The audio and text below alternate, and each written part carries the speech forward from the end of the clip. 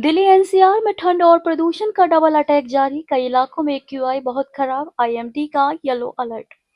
नए साल की शुरुआत भले ही साफ आसमान और बेहतर दृश्यता के साथ हुई हो, लेकिन दिल्ली एनसीआर के लोगों के लिए ठंड और प्रदूषण की परेशानी कम नहीं हुई है।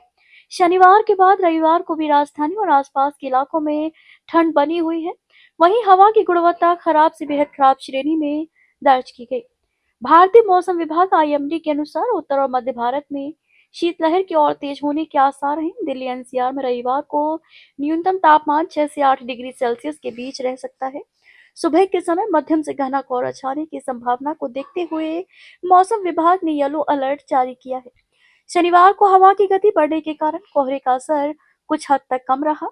हालांकि कुछ इलाकों में हल्का कोहरा देखा गया। दिन में थोड़ी देर के लिए धूप निकली, लेकिन ज्यादातर समय बादल छाए रहे, जिससे दोपहर बाद ठंड और बढ़ गई।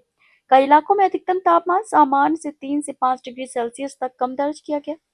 शनिवार को दिल्ली का अधिकतम तापमान 17.3 डिग्री सेल्सियस रहा, जो सामान्य से 2 डिग्री कम है, जबकि न्यूनतम तापमान 8.1 डिग्री सेल्सियस दर्ज किया गया। मौसम विभाग के अनुसार 4 से 7 जनवरी के बीच दिल्ली के अलग-अलग इलाकों में शीतलहर की स्थिति बनी रह सकती है, जब न्यूनतम तापमान मौसमी औसत से 4.5 से 6.5 डिग्री सेल्सियस कम हो जाता है, तब शीतलहर घोषित की जाती है। डिसीजन सपोर्ट सिस्टम डीएसएस के अनुसार दिल्ली के प्रदूषण में वाहनों का योगदान 10.7%, आसपास की औद्योगिक इकाइयों का 10.5%, निर्माण गतिविधियों का 1.6% और अन्य स्रोतों का 0.8% रहा।